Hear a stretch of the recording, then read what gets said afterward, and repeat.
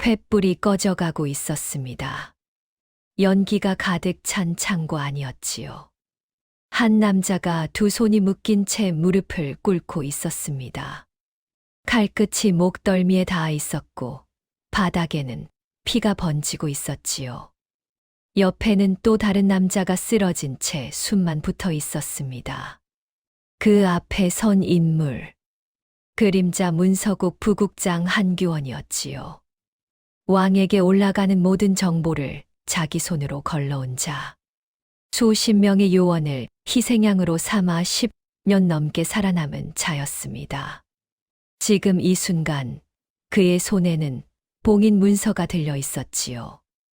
이걸 태우는 순간 너희 둘은 영모에 가담한 죄인이 된다. 살아서 나가도 죽은 목숨이야. 그는 서두르지 않았습니다. 이미 이긴 게임이었으니까요. 그때였습니다. 쾅. 창고 후문이 터졌습니다. 순간 한규원의 시선이 후문으로 향했지요. 먼지가 쏟아지고 연기가 흩어지는 사이로 한 남자가 숨을 몰아쉬며 뛰어들었습니다. 하진이었지요. 이미 어딘가에서 한 차례 싸운 듯 옷깃이 찢겨 있었고 손에는 칼이 들려 있었습니다. 무릎 꿇린 이준과 눈이 마주쳤지요. 단 한마디도 오가지 않았습니다. 그런데 그 짧은 눈빛 하나로 둘은 모든 것을 주고받았지요. 내가 왼쪽, 내가 오른쪽. 신호도 없었고 약속도 없었습니다. 그냥 움직였지요.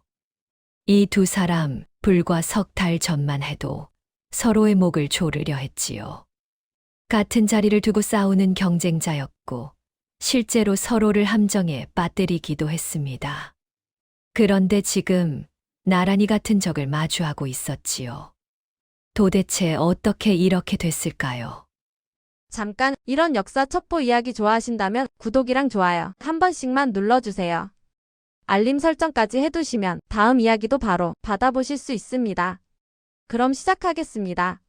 한양 북쪽 성문 안 깊숙한 곳. 공식 기록 어디에도 이름이 올라가 있지 않은 기관이 하나 있었습니다. 이름하여 그림자 문서국이었지요. 의금부도 아니고 포도청도 아닙니다. 그 어떤 기관의 지휘도 받지 않는 오직 왕에게만 직보하는 비밀 정보 조직이었지요. 이 조직의 존재를 아는 사람은 조선 전체를 통틀어 10명 남짓이었습니다. 아는 자가 적을수록 조직은 강해지지요. 그것이 이곳의 첫 번째 원칙이었습니다. 이 조직에 발을 들이면 이름이 사라집니다. 호적도 없어지지요. 가족도 출신도 과거도 전부 지워집니다. 대신 조선 최고 권력의 가장 깊은 곳에 자리하게 되지요. 왕이 보지 못하는 것을 보고 왕이 듣지 못하는 것을 듣습니다. 이것이 그림자 문서국 요원의 삶이었지요. 올해 단 한 명이 정식 첩보관으로 임명될 예정이었습니다. 후보는 둘이었지요. 첫 번째, 이준이었습니다. 몰락한 역관 집안의 아들이었지요. 아버지는 청나라 밀무역 사건에 연루되어 관직을 박탈당했고 한때 한양 중심부에서 살던 가족은 하루아침에 변두리로 쫓겨났습니다. 이준은 그날의 기억을 지운 적이 없었지요. 짐을 싸들고 집을 나서던 날 아버지의 굽은 뒷모습, 이웃들의 싸늘한 시선, 어머니가 울음을 참으려 깨물던 입술. 그 기억들이 그를 만들었습니다. 말이 없었지요. 감정도 거의 드러나지 않았습니다. 하지만 눈만큼은 달랐지요.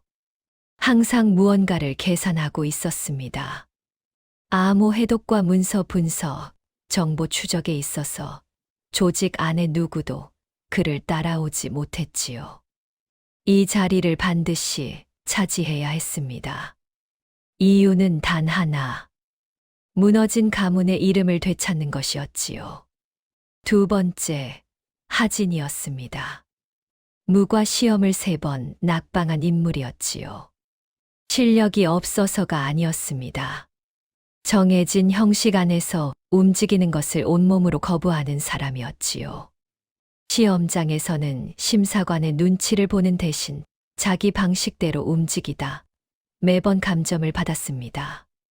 그러던 어느 날 문서국 요원이 그를 찾아왔지요. 형식도 없고 규칙도 없고 오직 결과만 있는 일이 있다고 했습니다. 하지는 단 1초도 망설이지 않고 따라 나섰지요. 판단이 빠르고 행동이 과감했습니다. 계획보다 현장이 먼저였지요. 실수도 잦았지만 그 실수를 빠져나가는 순발력만큼은 누구도 따라오지 못했습니다. 이 2 사람이 같은 공간에서 훈련받은 지 3달이 지났지요. 한 번도 제대로 말을 나눈 적이 없었습니다. 이유는 간단했지요. 상대는 없애야 할 경쟁자였습니다. 친해질 이유도 배려할 이유도 없었지요. 오직 먼저 올라서면 됩니다. 국장 오만석이 2 사람을 처음 한자리에 불러놓고 말했습니다. 너희 둘 중 하나는 왕의 눈이 된다. 나머지 하나는 기억에서 지워진다. 기억에서 지워진다는 말. 2 사람은 그 의미를 정확히 알고 있었지요. 이 조직을 알고 있는 사람이 밖을 돌아다닐 수는 없었습니다. 탈락은 단순한 실패가 아니었지요. 살아남아야 했습니다. 그리고 하진은 이미 그 방법을 정해두고 있었지요. 첫 번째 시험이 공지됐습니다. 한양 남쪽 포구를 거점으로 운영되는 밀수 조직에 잠입해 수령의 이름과 거래, 경로를 파악하는 것이었지요. 기한은 열흘. 방법은 각자 알아서였습니다. 어떤 수단을 써도 상관없고 어떤 경로로 접근해도 무방했지요. 규칙이 없다는 것 자체가 이미 시험이었습니다. 하진은 시험이 공지되기 이틀 전부터 이미 움직이고 있었지요. 남들이 공지를 기다리는 동안 그는 포구 인근 주막을 돌며 밀수 조직 외곽을 드나드는 행상들을 파악하고 있었습니다. 하루는 술을 사고 다음 날은 노름판에 끼어들었지요. 며칠에 걸쳐 얼굴을 익히고 신뢰를 쌓았습니다. 그렇게 어렵지 않게 창고 위치 2 곳을 알아냈지요. 북쪽 창고와 남쪽 창고였습니다. 하진은 거기서 멈추지 않았지요. 정보망을 더 깊이 파고들었습니다. 포구 일대에서 오래 장사한 상인에게 접근했고 술 몇 순배의 중요한 이야기를 흘려들었지요. 남쪽 창고는 며칠 안에 포도청 단속이 예정된 장소라는 것이었습니다. 이미 내부 정보가 새어나간 곳이었지요. 북쪽이 진짜 본거지였고 남쪽은 일종의 미끼였습니다. 그 순간 하진의 머릿속에서 무언가가 맞아떨어졌지요. 이준을 남쪽으로 보내면 됩니다. 방법은 단순했습니다. 다음 날 훈련 중 복도에서 이준과 마주쳤지요. 하진은 아무렇지 않은 척 지나가는 말처럼 툭 던졌습니다. 들었어. 남쪽 창고가 본거지래. 북쪽은 위장이라고 하던데. 이준은 걸음을 멈추지도 않았습니다. 표정 하나 바꾸지 않았지요. 흘려듣는 건지 새기는 건지 도무지 알 수 없었습니다. 하진은 속으로 생각했지요. 괜찮습니다. 심어놓은 겁니다. 냉정한 사람일수록 스스로 확인하러 가지요. 머리로 움직이는 사람은 반드시 검증하려 합니다. 그리고 그 검증이 함정이 되는 겁니다. 예상은 정확히 맞아떨어졌습니다. 나흘 뒤 이주는 상인으로 위장해 남쪽 창고로 향했지요. 그런데 창고 외곽에 도착한 순간 무언가 이상하다는 느낌을 받았습니다. 평소보다 사람이 적었고 창고 주변이 지나치게 조용했지요. 하지만 이미 들어가는 방향으로 발을 내디딘 뒤였습니다. 그 순간 포도청 나졸들이 사방에서 쏟아져 나왔지요. 내통자를 색출한다는 명목이었습니다. 현장에 있던 인원은 전원 포박됐지요. 이주는 혼란을 틈타 가까스로 뒷담을 넘어 탈출했습니다. 하지만 담을 넘는 순간 나졸 하나와 눈이 마주쳤지요. 얼굴이 노출됐습니다. 그날 저녁 문서국 내부의 보고가 올라갔지요. 잠입 첫날 신원 노출. 내통 가능성 있음. 그 말이 퍼지는 속도는 빨랐습니다. 누가 먼저랄 것도 없이 이준 실격이라는 말이 돌기 시작했지요. 내통 혐의까지 붙었으니 변명의 여지가 없었습니다. 조직 안에서는 이미 결론이 난 분위기였지요. 하진은 그 무렵 북쪽 창고에서 수령의 이름과 거래, 장부 일부를 확보해 제출했습니다. 평가는 좋았지요. 기한보다 사흘이나 빠른 결과였습니다. 국장도 고개를 끄덕였지요. 첩보관 임명이 눈앞이었습니다. 하진은 그날 밤 숙소에서 천장을 바라보며 생각했지요. 이주는 이제 끝났습니다. 자신이 이겼고 모든 게 계획대로 흘러갔지요. 찜찜한 구석이 없다고 하면 거짓말이었습니다. 하지만 이 조직에서 살아남으려면 이 정도는 해야 했지요. 경쟁은 원래 이런 겁니다. 그런데 다음 날 아침 예상하지 못한 소식이 들려왔습니다. 국장이 이준을 따로 불렀다는 것이었지요. 하진은 순간 멈칫했습니다. 실격된 후보를 국장이 직접 부른다는 건 이상한 일이었지요. 보통은 조용히 처리됩니다. 불려간다는 건 뭔가 다른 이야기가 오간다는 뜻이었지요. 불안한 느낌이 스쳤습니다. 하지만 하진은 곧 고개를 저었지요. 이미 이긴 게임이라고 스스로에게 말했습니다. 국장 오만석의 방은 문서국 안에서도 가장 안쪽에 있었습니다.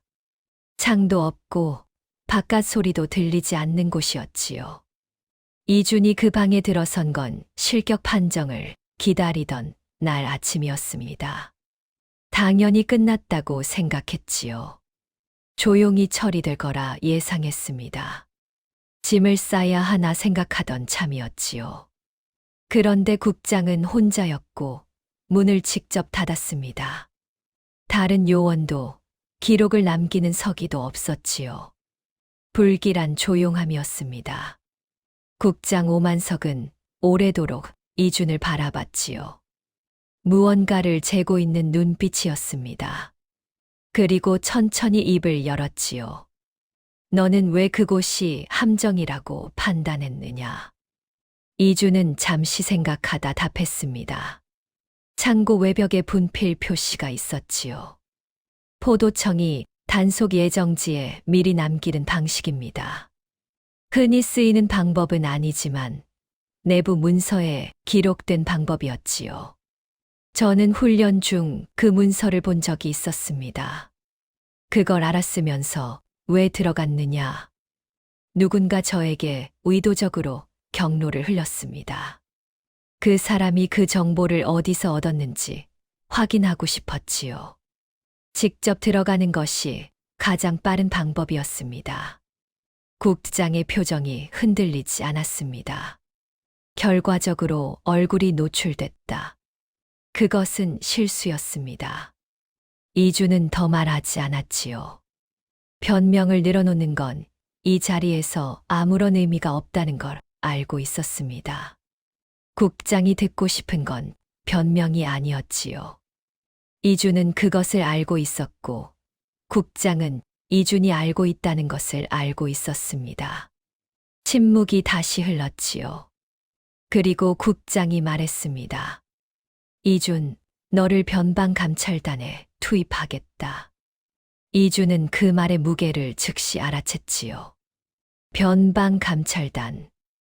겉으로는 지방순찰 조직처럼 들리지만 실제로는 그림자 문서국이 극비로 운용하는 잠입 임무였습니다. 기록에 이름이 남지 않지요. 왕에게 직보하는 단 하나의 선 외에는 그 누구도 존재 여부를 알지 못했습니다. 임무 중 사망해도 공식적으로는 아무 일도 없었던 게 되지요. 살아 돌아오는 자가 드문 이유가 거기 있었습니다. 임무 내용은 이것이었지요. 경기 북쪽 끝자락 변방 세곡 창고에서 수년간 벌어지고 있는 굴량 횡령을 조사하라는 것이었습니다. 변방 군부대로 보내지는 쌀과 군수품이 절반 가까이 사라지고 있다는 첩보가 있었지요. 그런데 장부상으로는 아무 이상이 없었습니다. 감찰이 나가도 매번 허탕이었지요. 누군가 중간에서 완벽하게 조작하고 있다는 뜻이었습니다. 그런데 그 누군가가 누구인지, 어느 선까지 연루되어 있는지 전혀 파악이 되지 않았지요. 공식 기록에는 존재하지 않는 임무였습니다. 실패하면 이주는 그냥 사라지는 겁니다. 아무도 찾지 않고 아무도 기억하지 않지요. 처음부터 없었던 사람이 되는 겁니다. 국장이 마지막으로 말했지요. 살아 돌아오면 임명이다. 그 뒤는 말하지 않았습니다. 말하지 않아도 알 수 있었지요. 이주는 잠시 눈을 내리깔았습니다. 두렵지 않다고 하면 거짓말이었지요. 하지만 두려움보다 더 강한 것이 있었습니다. 이 자리에서 물러서면 가문의 이름을 되찾을 기회는 영영 오지 않는다는 것이었지요. 언제 출발합니까? 내일 새벽. 방에서 나오면서 이주는 복도에서 하진과 마주쳤습니다. 하진은 뭔가 묻고 싶은 표정이었지요. 눈빛에 불안함이 섞여 있었습니다. 이준을 함정에 빠뜨린 자였지만 지금 이 순간 그 표정은 진짜처럼 보였지요. 하지만 이준은 시선조차 주지 않고 지나쳤습니다. 할 말이 없었지요. 아직은. 한편 하진은 그날 오후 국장에게 직접 찾아가 임명 여부를 물었습니다. 국장은 짧게 말했지요. 아직 결정되지 않았다. 하진은 이해할 수 없었습니다. 상대는 임무에 실패했고 신원까지 노출됐지요. 자신은 기한보다 사흘 앞서 결과를 가져왔습니다. 이미 결론이 난 것 아닌가요? 그런데 왜 아직 결정이 없는 걸까요? 무언가 이상하다는 느낌이 들었지요. 하지만 이유를 알 수 없었습니다. 며칠 뒤 하진에게 새로운 지시가 내려왔지요. 한양 내 정보 수집 임무였습니다. 특정 상단의 거래 흐름을 파악하고 수상한 자금 이동이 있는지 확인하는 것이었지요. 표면적으로는 단순해 보이는 일이었습니다. 하진은 별다른 의심 없이 임무에 착수했지요. 그런데 사흘째 되던 날, 그는 예상하지 못한 것을 발견했습니다. 상단 거래 문서를 추적하던 중 자신의 이름으로 작성된 보고서 하나가 이미 어딘가에 제출되어 있다는 사실을 알게 됐지요. 경로를 따라가 보니 문서국 내부 기록 안에 있었습니다. 하진은 그 문서를 직접 손에 넣었지요. 펼쳐보는 순간 손이 굳었습니다. 굴량 횡령 공모 가담. 그 옆에 자신의 이름이 적혀 있었지요. 그리고 그 아래 분명히 자신의 필체를 흉내 낸 서명이 찍혀 있었습니다. 하진은 그 자리에서 한동안 움직이지 못했지요. 자신은 굴량 횡령 같은 것에 관여한 적이 없었습니다. 변방에 내려간 적도 없었지요. 그 어떤 창고에도 접근하지 않았습니다. 그런데 문서 안에는 자신이 이 사건의 공모자로 이미 기록되어 있었지요. 승진을 눈앞에 두고 있다고 생각했는데 이미 누군가의 함정 안에 들어와 있었습니다. 하진은 천천히 문서를 접었지요. 머릿속이 빠르게 돌아갔습니다. 이준을 함정에 빠뜨렸던 자신이 지금 훨씬 더 정교한 함정 안에 갇혀 있었지요. 그리고 한 가지 생각이 떠올랐습니다. 이준도 같은 함정 안에 있을지 모른다는 것이었지요. 변방은 멀고 차가운 곳이었습니다. 이준이 도착한 곳은 경기 북쪽 끝자락 산 하나를 등진 작은 창고 마을이었지요. 군량을 집결시키고 변방군 부대로 분배하는 거점이었습니다. 이준은 공식 신분증 대신 창고, 관리 보조, 인부로 위장에 들어갔지요. 허름한 옷에 짐꾼 행세를 했습니다. 아무도 그를 눈여겨보지 않았지요. 처음 사흘은 아무것도 보이지 않았습니다. 창고는 깨끗했지요. 관리인들은 부지런했고 장부는 정확했습니다. 드나드는 인원도 일정했고 수상한 움직임도 없었지요. 이주는 낮에는 짐을 나르고 밤에는 창고 구조를 머릿속에 새겼습니다. 그런데 뭔가 이상했지요. 너무 깨끗했습니다. 완벽한 기록이란 두 가지 의미를 가지지요. 실제로 완벽하거나 아니면 완벽하게 조작됐거나. 이주는 후자 쪽에 무게를 뒀습니다. 수년간 군량이 사라지고 있는데 장부에 아무 흔적이 없다는 건 누군가 처음부터 기록 자체를 설계하고 있다는 뜻이었지요. 나흘째 밤이었습니다. 이주는 창고 후면 구역으로 향했지요. 공식 장부에는 보수 중이라고만 적혀 있는 공간이었습니다. 낮에 보니 문이 굳게 닫혀 있었고 인부들도 그쪽으로는 접근하지 않았지요. 그런데 자물쇠가 새 것이었습니다. 보수 중인 창고에 왜 새 자물쇠가 필요한 걸까요? 이주는 자물쇠를 땄습니다. 안은 비어 있었지요. 하지만 구석에 낡은 괴짝 하나가 있었습니다. 뚜껑을 열자 장부 묶음이 나왔지요. 먼지가 쌓여 있었지만 안의 기록은 선명했습니다. 이주는 촛불을 가까이 대고 숫자를 훑어 내려갔지요. 처음에는 아무 문제가 없어 보였습니다. 입고량과 출고량이 맞았고 날짜도 순서대로였지요. 그런데 이주는 멈췄습니다. 날짜가 이상했지요. 쌀이 창고를 나간 날짜와 변방군 부대에서 수령을 확인한 날짜 사이에 이틀이 비어 있었습니다. 표면상으로는 이동 기간이었지요. 그런데 이주는 이 지역 지리를 이미 파악해 두고 있었습니다. 창고에서 해당 군부대까지는 최소 나흘이 걸리는 거리였지요. 이틀 만에 도착했다는 건 불가능했습니다.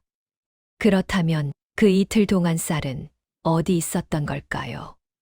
이주는 계속 넘겼습니다. 장부를 한 장씩, 한 줄씩 읽어 내려갔지요. 그리고 석 장쯤 더 넘겼을 때 손이 멈췄습니다. 봉인 도장이 찍혀 있었지요. 왕에게 올라가는 문서에만 사용하는 특수 봉인이 아니었습니다. 그보다 한 단계 아래 그림자 문서국 내부 승인에 사용하는 도장이었지요. 이 도장이 찍혔다는 건 이 장부의 존재를 문서국 누군가가 알고 있었다는 뜻이었습니다. 알고 있었을 뿐만 아니라 승인했다는 뜻이었지요. 이주는 그 자리에서 한동안 움직이지 못했습니다. 군량 횡령에 문서국이 연루되어 있었지요. 아니, 더 정확히는 문서국 내부의 누군가가 이 횡령을 처음부터 알고 있으면서 덮어왔다는 뜻이었습니다. 그것도 수년 동안이었지요. 이주는 장부 전체를 그 자리에서 암기했습니다. 증거를 들고 나가는 건 위험했지요. 누군가 눈치채면 그날 밤 안에 처리될 수 있었습니다. 장부를 원래대로 괴짝에 넣고 자물쇠를 다시 잠갔지요. 그리고 아무 일도 없었다는 듯 숙소로 돌아왔습니다. 누가 이 도장을 찍었는가? 그 질문이 머릿속에서 떠나지 않았지요. 한편 한양에서는 하진이 무너지기 직전이었습니다. 자신의 이름으로 작성된 허위 보고서를 발견한 날 밤, 하진은 잠을 이루지 못했지요. 머릿속이 복잡했습니다. 누가 이 문서를 만들었는가? 왜 자신을 공모자로 엮으려 하는가? 그리고 가장 중요한 것, 이 문서가 국장에게 올라가면 어떻게 되는가였지요. 답은 간단했습니다. 끝이었지요. 하진은 다음 날부터 움직였습니다. 겉으로는 주어진 임무를 수행하는 척하면서 안으로는 그 문서의 출처를 추적했지요. 문서국 내부 문서는 반드시 경로가 있었습니다. 누가 작성했고, 누가 열람했고, 어디로 제출됐는지 흔적이 남지요. 사흘을 파고들었습니다. 그리고 하진은 충격적인 사실을 발견했지요. 그 문서의 최초 작성자가 문서국 내부 인물이라는 것이었습니다. 외부 밀수 조직이나 지방 관리가 아니었지요. 문서국 안에서 만들어진 문서였습니다. 더 깊이 파고들수록 윤곽이 잡혀갔지요. 자금 흐름과 문서 경로를 대조해 보니 굴량 횡령으로 빠져나간 돈이 한양 안 특정 상단을 거쳐 흘러들어가고 있었습니다. 그리고 그 상단과 정기적으로 접촉하는 문서국 인물이 있었지요. 하진은 그 이름 앞에서 멈췄습니다. 그림자 문서국 부국장 한규원이었지요. 왕에게 보고되는 정보 대부분을 직접 검토하고 통제하는 인물이었습니다. 문서국 안에서 국장 다음으로 권한이 강했지요. 신망도 두터웠습니다. 누구도 의심하지 않는 자리에 있는 인물이었지요. 그런데 그가 배후였습니다. 하진은 떨리는 손으로 메모를 정리했지요. 굴량을 빼돌리고 내부 후보들을 서로 싸우게 만들어 희생양으로 삼아온 것이었습니다. 이준과 자신이 서로를 의심하며 싸우는 동안 한규원은 그 뒤에서 두 사람 모두를 이용하고 있었지요. 이준을 함정에 빠뜨린 건 자신이었지만 그 전에 이미 자신도 누군가의 함정 안에 있었던 겁니다. 하진은 결심했지요. 변방으로 가야 했습니다. 이준이 거기서 무엇을 발견했는지 확인해야 했지요. 혼자로는 한규원을 상대할 수 없었습니다. 그것만큼은 분명했지요. 이준을 함정에 빠뜨린 자신이 지금 그에게 도움을 구하러 가야 한다는 것이 아이러니였지만 달리 방법이 없었습니다. 하진은 그날 밤 짐을 꾸렸지요. 공식 경로는 쓸 수 없었습니다. 한규원이 문서국 내부 움직임을 모두 파악하고 있었으니까요. 혼자 아무도 모르게 변방으로 내려가야 했지요. 말을 달리면 사흘이면 닿을 거리였습니다. 하진이 변방 창고 마을에 도착한 건 사흘째 되는 날 해질 무렵이었습니다. 말을 몰아쉬지 않고 달렸지요. 공식 경로를 쓸 수 없었으니 여관도 함부로 들를 수 없었습니다. 노상에서 쪽잠을 자고 주막에서 밥 한 그릇 걸치는 것으로 버텼지요. 몸은 한계였지만 멈출 수 없었습니다. 한규원이 눈치채기 전에 이준을 찾아야 했지요. 마을 입구에 도착한 하진은 인부 행세를 하며 창고 주변을 천천히 살폈습니다. 이준이 어디 있는지 알 수 없었지요. 공식 정보가 없었고 연락 수단도 없었습니다. 직접 찾는 수밖에 없었지요. 그런데 이준이 먼저 눈치챘습니다. 창고 외벽 그늘에서 작업하던 이준은 낯선 인물이 마을 어귀에 서성이는 것을 발견했지요. 거리가 멀었지만 알아보는데 오래 걸리지 않았습니다. 걸음걸이였지요. 무게를 앞발에 싣는 특유의 방식, 무과를 오래 준비한 사람만이 가지는 몸이었습니다. 하진이었습니다. 이준은 내색하지 않았지요. 하던 일을 계속하는 척하면서 하진의 동선을 눈으로 쫓았습니다. 왜 여기까지 내려온 건지 알 수 없었지요. 감시인지 아니면 다른 이유가 있는 건지 어느 쪽이든 함부로 먼저 접근할 수 없었습니다. 해가 지고 마을이 어두워지기를 기다렸지요. 이주는 그날 밤 하진을 빈 헛간으로 유인했습니다. 우물가에 쪽지 하나를 남겨두는 방식이었지요. 하진은 그 쪽지를 보고 헛간으로 왔습니다. 문이 닫히자마자 이준이 먼저 말했지요. 왜 왔느냐? 하진은 숨을 고르며 말했습니다. 할 말이 있어서. 할 말이라면 한양에서 전달할 방법이 있었다. 공식 경로를 쓸 수 없었지. 한규원이 보고 있으니까. 그 이름이 나오는 순간 이준의 눈빛이 달라졌습니다. 하진은 그 변화를 놓치지 않았지요. 알고 있었구나. 이준은 대답하지 않았습니다. 잠시 침묵이 흘렀지요. 하진이 먼저 입을 열었습니다.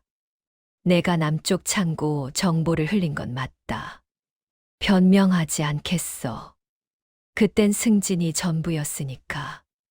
이주는 표정이 없었지요. 그런데 나도 당했다. 내 이름으로 작성된 허위 보고서가 문서국 내부에 제출되어 있었어. 굴량 횡령 공모자로 서명까지 돼 있었지. 나는 그 문서를 쓴 적이 없다. 이주는 잠시 하진을 바라봤습니다. 거짓말인지 아닌지 읽으려는 눈빛이었지요. 하진은 시선을 피하지 않았습니다. 떳떳하지 않은 과거가 있었지만 지금 이 말만큼은 사실이었지요. 이준이 천천히 말했습니다. 장부를 가져왔느냐? 하진은 품에서 접어둔 문서를 꺼냈지요. 이준은 그것을 받아 펼쳤습니다. 촛불 아래서 한 줄씩 읽어 내려갔지요. 그리고 자신이 며칠 전후면 창고에서 발견한 내용을 머릿속에서 대조했습니다. 숫자가 맞아떨어지기 시작했지요. 하진의 문서에 적힌 자금 흐름과 이준이 발견한 장부의 날짜 공백이 정확히 겹쳤습니다. 쌀이 사라진 이틀 사이 그 자금이 한양 특정 상단을 거쳐 빠져나간 경로였지요. 따로 보면 단편적인 정보였지만 합치면 하나의 선이 됐습니다. 그리고 그 선의 끝에 있는 이름, 한규원이었지요. 이준이 먼저 말했습니다. 문서국 내부 승인 도장이 찍혀 있었다. 후면 창고 장부에 그 도장을 쓸 수 있는 자는 국장과 부국장뿐이지. 하진이 받았지요. 국장 오만석은 이 임무를 직접 내렸다. 배후라면 굳이 이준을 변방으로 보낼 이유가 없어. 한규원이다. 두 사람이 동시에 같은 결론에 닿았습니다. 왕에게 보고되는 정보 대부분을 통제하는 자. 굴량을 빼돌리고 내부 후보들을 서로 싸우게 만들어 희생양으로 삼아온 자였지요. 이준과 하진이 서로를 물어뜯는 동안 한규원은 그 뒤에서 두 사람 모두를 움직이고 있었습니다. 이준을 잠입시켜 증거를 건드리게 만들고 하진을 공모자로 엮어 입을 막는다. 어느 쪽이 먼저 무너지든 한규원에게는 쓸 수 있는 희생양이 생기는 구조였지요. 정교했습니다. 그리고 잔인했지요. 하진이 먼저 입을 열었습니다. 같이 움직여야 한다. 이주는 바로 답하지 않았지요. 눈앞에 있는 사람은 자신을 함정에 빠뜨렸던 자였습니다. 믿을 이유가 없었지요. 하지만 지금 이 순간 선택지가 많지 않다는 것도 알고 있었습니다. 혼자로는 한규원을 상대할 수 없었지요. 증거가 있어도 문서국 내부에서 그것을 국장에게 전달하는 과정에서 한규원이 먼저 움직이면 끝이었습니다. 두 사람이 동시에 압박해야 했지요. 이준이 천천히 말했습니다. 조건이 있다. 말해봐. 내가 움직이는 것, 내가 확인한다. 단독으로 판단하지 않는다. 하진은 잠시 생각했지요. 자존심이 상하는 조건이었습니다. 하지만 틀린 말도 아니었지요. 이준 입장에서는 당연한 요구였습니다. 좋아. 두 사람은 그렇게 손을 잡았습니다. 악수도 없었고 말도 많지 않았지요. 서로를 완전히 믿는 것도 아니었습니다. 하지만 지금 이 순간 같은 방향을 보고 있었지요. 경쟁으로 시작한 관계가 가장 위험한 동맹이 됐습니다. 이제 한규원을 움직이게 만들어야 했지요. 그가 스스로 꼬리를 드러내도록. 두 사람은 밤새 머리를 맞댔습니다. 계획이 잡혀가기 시작했지요. 계획은 단순했습니다. 하지만 단순한 계획일수록 빈틈이 없어야 했지요. 한규원을 직접 건드리는 건 불가능했습니다. 그는 문서국 내부에서 국장 다음으로 권한이 강했고 정보망도 촘촘했지요. 정면으로 맞서면 두 사람이 먼저 무너집니다. 증거를 들고 국장에게 달려가는 것도 위험했지요. 한규원이 그 경로를 장악하고 있는 한 중간에서 막히거나 뒤집힐 수 있었습니다. 유일한 방법은 한규원이 스스로 움직이게 만드는 것이었지요. 미끼가 필요했습니다. 이준이 먼저 말했지요. 한규원이 가장 두려워하는 건 장부가 왕에게 직접 올라가는 것이다. 그걸 자극해야 한다. 하진이 받았습니다. 내가 밀수 조직을 다시 접촉하겠어. 첫 번째 시험 때 북쪽 창고에서 확보한 거래선이 있다. 그쪽에서 증언을 받아내면 장부와 연결고리가 생기지. 이주는 잠시 생각했지요. 증언만으로는 부족하다. 한규원이 직접 증거를 처리하러 움직이게 만들어야 해. 그 순간을 잡아야 하지. 하진이 말했습니다. 그럼 우리가 서로를 배신한 척 연극을 벌이는 거다.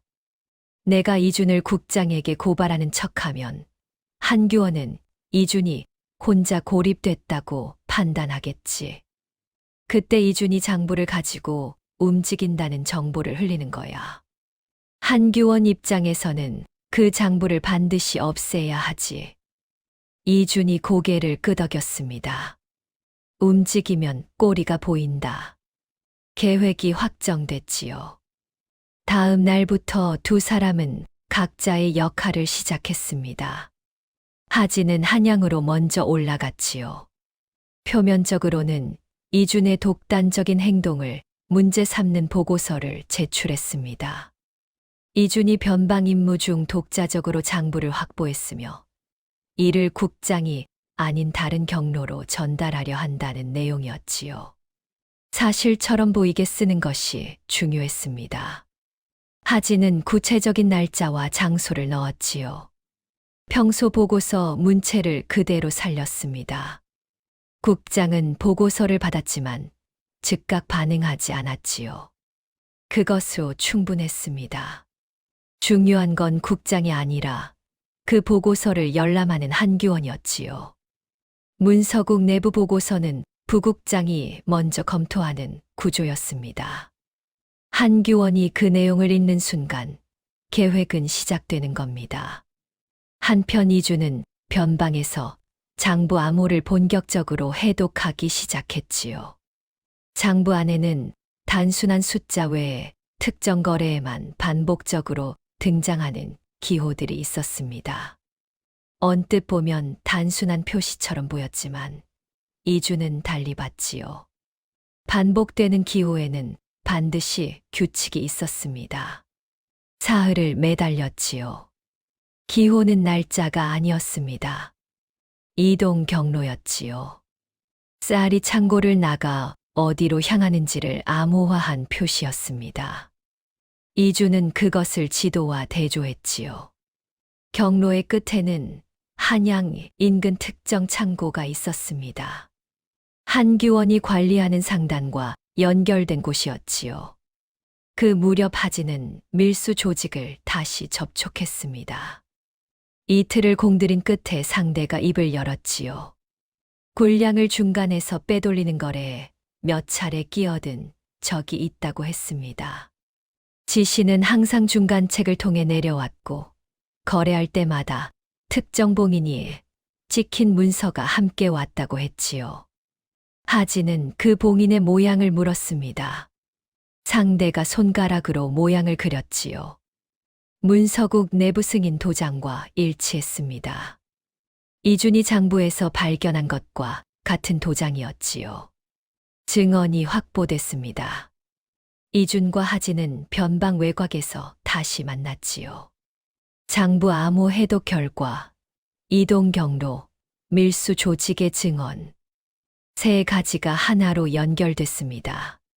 한규원이 수년간 군량을 빼돌리고 내부 문서로 덮어온 구조가 완전히 드러났지요. 이제 한규원을 움직이게 만들 차례였습니다. 이준이 말했지요. 위조된 마패를 만들어야 한다. 내가 장부를 들고 왕에게 직접 올라가려 한다는 소문을 흘리는 거다. 한규원 입장에서는 그걸 절대 둘 수 없지. 하진이 받았습니다. 내가 그 소문을 한규원의 측근을 통해 심겠다. 그가 직접 움직이도록. 이틀 뒤였습니다.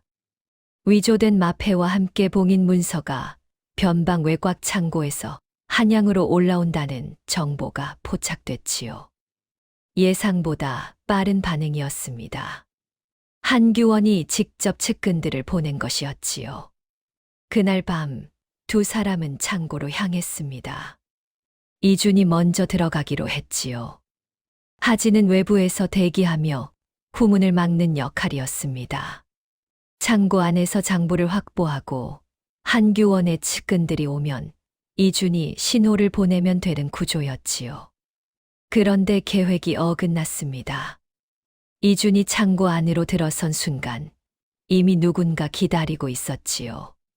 한규원의 측근 둘이 아니었습니다. 한규원 본인이 직접 나와 있었지요. 이준이 들어오는 걸 처음부터 알고 있었다는 뜻이었습니다. 어딘가에서 정보가 샜지요. 이준이 몸을 돌리려는 순간 뒤에서 누군가 팔을 꺾었습니다. 미처 반응할 틈도 없었지요. 순식간에 두 손이 묶였고 바닥으로 밀려 무릎을 꿇었습니다. 한규원이 천천히 다가왔지요. 기특한 것들. 그는 낮게 웃었습니다. 서두르는 기색이 전혀 없었지요. 이미 이긴 게임이라는 얼굴이었습니다. 연극인 건 처음부터 알고 있었다. 하진이 보고서를 올렸을 때부터 이주는 이를 악물었지요. 어디서 틀렸는지 빠르게 계산했습니다. 하진이 문서국에 보고서를 올리는 과정에서 한규원의 또 다른 측근이 낌새를 챘을 겁니다. 문서국 안에 한규원의 눈이 생각보다 많았지요. 한규원은 품에서 봉인 문서를 꺼냈습니다. 이걸 태우는 순간 너희 둘은 영모에 가담한 죄인이 된다. 살아서 나가도 죽은 목숨이야. 그 말이 끝나기도 전이었습니다. 창고 한쪽에서 둔탁한 소리가 났지요. 한규원의 측근 하나가 이준에게 접근하며 옆구리를 걷어찼습니다. 이준은 옆으로 쓰러졌지요. 숨이 막혔습니다. 손이 묶인 채로 일어날 수 없었지요. 바닥에 얼굴이 닿는 순간 이마에서 피가 번졌습니다. 한규원은 그 모습을 내려다보며 말했지요. 장부는 어디 있느냐? 이주는 답하지 않았습니다. 한규원이 손짓하자 측근이 다시 발을 들어 올렸지요. 이주는 이를 악물었습니다. 버텨야 했지요. 조금만 더. 그때였습니다. 쾅. 창고 후문이 터졌습니다. 한규원의 시선이 후문으로 향했지요. 먼지가 쏟아지고 연기가 흩어지는 사이 하진이 숨을 몰아쉬며 뛰어들었습니다. 어딘가에서 이미 한 차례 싸운 듯 옷깃이 찢겨 있었고 손에는 칼이 들려 있었지요. 외부에서 대기하다 안에서 소리가 들리지 않자 이상함을 눈치챈 것이었습니다. 후문을 지키던 측근과 몸싸움을 벌이고 뚫고 들어온 것이었지요. 하진은 창고 안을 훑었습니다. 바닥에 쓰러진 이준을 발견하는 순간 눈빛이 달라졌지요. 한규원이 말했습니다. 잘 왔다. 둘 다 있어야 정리가 편하지. 하진은 칼을 고쳐 쥐었지요. 한규원의 측근은 셋이었습니다. 하진 혼자 셋을 상대하는 건 무리였지요. 하지만 물러설 수도 없었습니다. 하진이 움직였습니다. 첫 번째 측근에게 달려들었지요. 칼이 부딪히는 소리가 창고 안에 울렸습니다. 하진은 빠르게 상대의 칼을 쳐냈지요. 하지만 두 번째 측근이 옆에서 파고들었습니다. 하진의 왼쪽 어깨를 칼등으로 가격했지요. 하진은 휘청거렸지만 쓰러지지 않았습니다. 그 틈이었지요. 바닥에 쓰러져 있던 이준이 움직였습니다. 손이 묶여 있었지만 발이 자유로웠지요. 근처에 굴러다니던 횃불을 발로 걷어찼습니다. 횃불이 두 번째 측근의 발치로 날아갔지요. 측근이 순간 주춤했습니다. 그 짧은 틈에 하진이 두 번째 측근을 제압했지요. 세 번째 측근이 달려들었지만 이미 흐름이 기울어져 있었습니다. 하진은 세 번째 측근의 칼을 받아내며 벽으로 밀어붙였지요. 한규원이 뒷걸음질 쳤습니다. 손에 든 봉인 문서를 횃불 쪽으로 가져가려 했지요. 이준이 소리쳤습니다. 하진. 하진이 돌아봤지요. 한규원의 손에 있는 봉인 문서를 확인하는 순간 몸을 날렸습니다. 한규원의 손목을 잡아 비틀었지요. 봉인 문서가 바닥으로 떨어졌습니다. 한규원은 마지막으로 저항하려 했지요.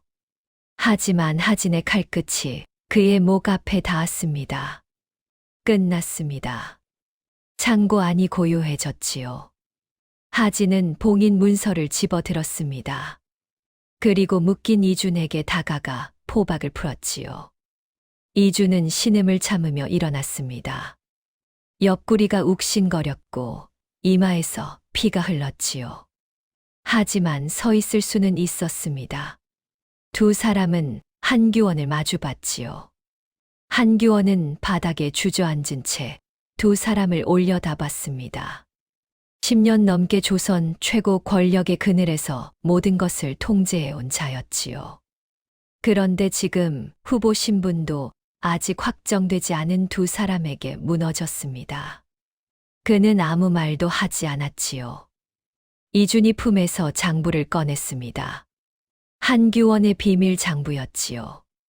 수년치 거래 기록이 고스란히 담겨 있었습니다. 굴량 횡령의 경로, 자금 흐름, 관련자 명단. 이것이 왕에게 보고되기 전 사라질 뻔했던 증거였지요. 이준은 그 장부를 하진에게 건넸습니다.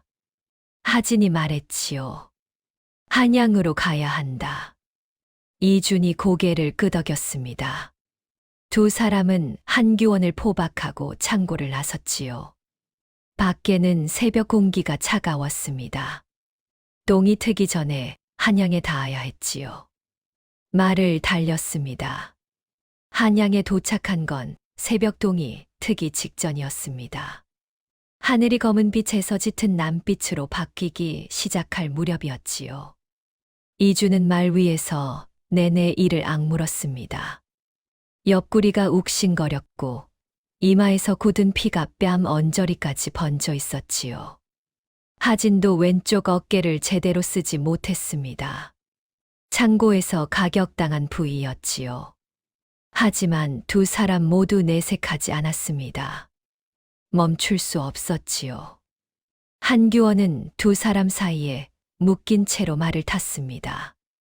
도망칠 수도 없었고 소리칠 수도 없었지요. 10년 넘게 조선 최고 권력의 그늘에서 모든 것을 통제해온 자였는데 지금은 그저 포박된 죄인이었습니다. 문서국 정문 앞에 도착하자 수문장이 막아섰지요. 이 시각에 무슨 일이오? 하진이 앞으로 나섰습니다. 국장께 직보할 사안이 있다. 지금 당장. 수문장은 두 사람의 몰골을 훑었지요. 피가 굳은 얼굴, 찢긴 옷, 그리고 포박된 채 뒤에 서 있는 부국장. 전례가 없는 광경이었습니다. 수문장은 말없이 안으로 들어갔지요. 오만석이 나타난 건 한참 뒤였습니다.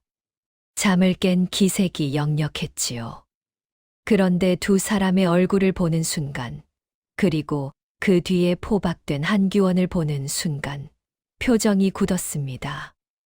아무 말도 하지 않았지요. 손짓으로 안으로 들어오라 했습니다. 방 안으로 들어서자마자 이준이 품에서 장부를 꺼냈지요. 국장 앞에 펼쳐놓았습니다. 한규원 부국장입니다. 국장은 장부를 집어들었지요. 한 줄씩 읽어 내려갔습니다. 방 안이 고요했지요. 촛불만 흔들렸습니다. 국장의 표정은 읽을 수 없었지요. 그런데 장부 중반쯤 넘어갔을 때 그의 손이 미세하게 떨렸습니다. 이주는 그것을 놓치지 않았지요. 알고 있었던 걸까요? 아니면 전혀 몰랐던 걸까요? 판단할 수 없었지만 지금 그것은 중요하지 않았습니다. 국장은 장부를 덮었지요. 그리고 조용히 말했습니다. 얼마나 됐느냐? 이준이 답했지요. 장부상으로는 최소 4년입니다. 실제로는 더 길 수 있습니다. 국장은 눈을 감았지요. 잠시 침묵이 흘렀습니다. 그리고 눈을 떴을 때 그의 표정은 달라져 있었지요. 오래 참아온 무언가가 정리된 얼굴이었습니다. 수고했다. 그 말 한마디였지요. 국장은 즉시 움직였습니다. 신복 요원들을 불러들였지요. 새벽이었지만 아무도 이상하게 여기지 않았습니다. 국장의 명령이면 충분했지요. 한규원이 정식으로 압송된 건 그로부터 얼마 지나지 않아서였습니다. 그는 끝까지 아무 말도 하지 않았지요. 저항도 없었습니다.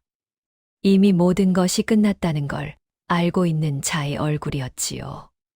문서국은 그날부터 뒤집혔습니다. 한규원과 연루된 내부 인원이 속속 드러났지요. 생각보다 깊었습니다. 수년간 정교하게 짜인 구조였지요. 장부 조작에 가담한 관리, 자금을 세탁한 상단, 중간에서 입을 막아온 요원들. 한 명씩 걷어내는 때 며칠이 걸렸습니다. 그 과정에서 이준과 하진은 별도 조사를 받았지요. 무단으로 변방을 이탈하고 공식 보고 없이 독자적으로 움직인 것에 대한 문책이었습니다. 예상한 일이었지요. 두 사람은 순순히 응했습니다. 따질 일이 아니었지요. 며칠이 지나고 국장이 두 사람을 다시 불렀습니다. 방 안은 처음 두 사람이 불려왔던 그날과 같았지요. 창도 없고 바깥 소리도 들리지 않는 곳이었습니다. 다른 것이 있다면 이번에는 두 사람이 나란히 서 있다는 것이었지요. 어색하지 않았습니다. 이상하게도 자연스러웠지요. 국장 오만석은 두 사람을 천천히 바라봤습니다. 그리고 입을 열었지요. 정식 첩보관은 한 명이다. 누구로 하겠는가? 방 안이 조용해졌습니다. 이준은 하진을 봤지요. 하진은 이준을 봤습니다. 석 달 전이었다면 서로 눈도 마주치지 않았을 두 사람이었지요. 그런데 지금은 달랐습니다. 창고에서 함께 쓰러지고 함께 버텼지요. 말하지 않아도 서로가 무슨 생각을 하는지 알 것 같았습니다. 하진이 먼저 입을 열었지요. 이준이 적합합니다. 국장의 눈썹이 미세하게 올라갔습니다. 예상하지 못한 답이었지요. 하진은 계속했습니다. 저는 이번 일을 통해 알게 됐습니다. 혼자 움직이면 반드시 빈틈이 생긴다는 걸. 이준이 없었다면 장부를 해독하지 못했지요. 제가 없었다면 증언을 확보하지 못했을 겁니다. 그런데 국장께서 한 명을 고르라 하신다면 머리로 움직이는 사람이 이 자리에 맞습니다. 이준이 그 사람이지요. 이준은 잠시 하진을 바라봤습니다. 그리고 국장에게 고개를 들었지요. 저는 다른 생각입니다. 국장이 말했습니다. 말해보거라. 이번 일이 왜 가능했는지 생각해봤습니다.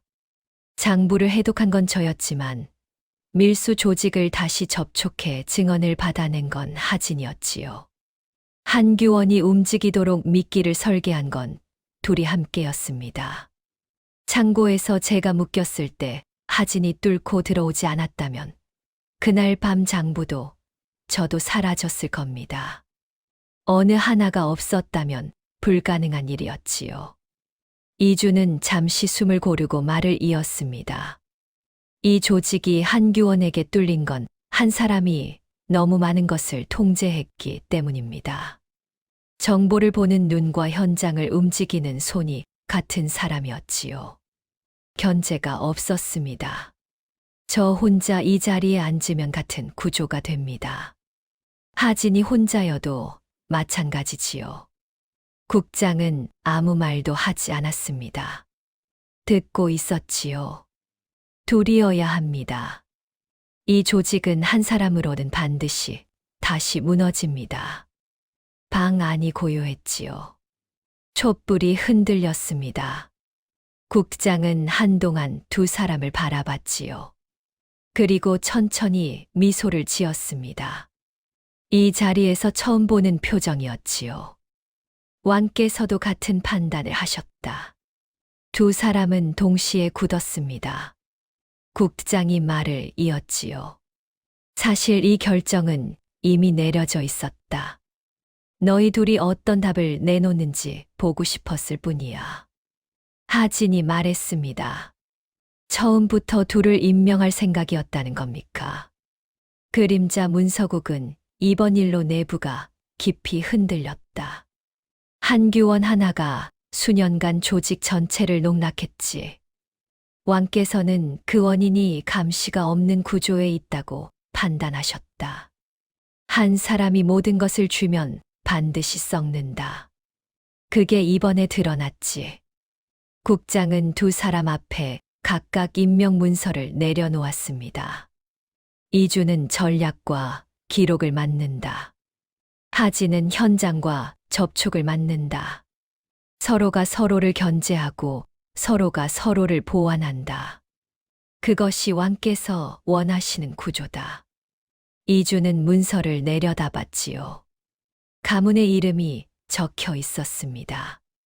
몰락한 역관 집안의 아들. 호적에서 지워질 뻔했던 이름. 그 이름이 이제 왕의 문서에 올라간 것이었지요. 손이 떨렸습니다. 내색하지 않으려 했지만 감출 수 없었지요. 하진은 문서를 집어들며 작게 웃었습니다. 무과 시험장에서 3번 떨어진 사람이 조선에서 가장 은밀한 자리에 앉게 됐지요. 형식도 없고 규칙도 없고 오직 결과만 있는 일이라고 했던 그날, 망설임 없이 따라 나선 선택이 여기까지 왔습니다. 두 사람은 문서를 받아들고 국장에게 고개를 숙였지요. 방에서 나오면서 하진이 걸음을 멈췄습니다. 이준이 돌아봤지요. 하진은 잠시 말을 고르는 듯 했습니다. 그리고 천천히 입을 열었지요. 남쪽 창고 일은 다시 사과한다. 그땐 정말 승진이 전부였어. 그게 옳은 방법이라고 생각했지. 근데 창고에서 내가 버티는 거 봤을 때, 그때 알았다. 내가 그때 얼마나 비겁했는지. 이주는 잠시 아무 말도 하지 않았습니다. 복도 끝 촛불이 흔들렸지요. 나도 내가 변방까지 내려오지 않았다면 끝났다. 창고에서도 마찬가지고. 그걸로 됐다. 짧은 말이었지만 두 사람 사이에서는 충분했지요. 둘은 나란히 복도를 걸었습니다. 경쟁으로 시작한 관계였지요. 서로를 함정에 빠뜨리고 서로를 의심했습니다. 그런데 지금 같은 방향을 보고 있었지요. 그림자 문서국은 그날부터 달라졌습니다.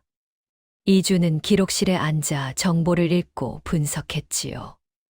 암호를 해독하고 흐름을 파악하고 전략을 세웠습니다. 하진은 현장을 누볐지요.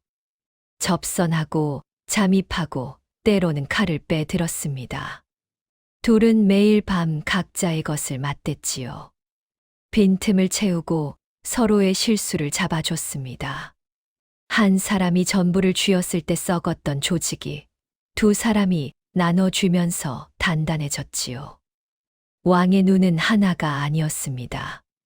둘이었지요. 그리고 그 둘은 조선에서 가장 날카로운 눈이 됐습니다. 처음에 국장 오만석이 했던 말을 기억하십니까?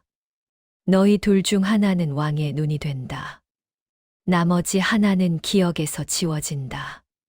두 사람은 그 말을 들으며 각자 살아남겠다고 다짐했지요. 무슨 수를 써서라도. 그런데 결국 둘 다 살아남았습니다. 서로를 짓밟으려 했기 때문이 아니었지요. 서로가 서로의 빈틈을 채웠기 때문이었습니다. 적이었던 두 사람이 조선에서 가장 강한 눈이 됐지요. 생각해보면 한규원도 한때는 누군가의 이준이었을 겁니다. 누군가의 하진이었을 수도 있지요. 그런데 혼자 너무 많은 것을 쥐려 했고 너무 오래 아무도 보지 않는 곳에 있었습니다. 그렇게 썩어갔지요. 권력은 혼자 쥐는 순간 반드시 썩습니다. 그것이 이 이야기가 남기는 말이었지요. 이준과 하진은 지금도 움직이고 있을 겁니다. 이준은 기록실에서 흐름을 읽고 있겠지요. 하진은 어딘가 어두운 골목에서 누군가를 만나고 있을 겁니다.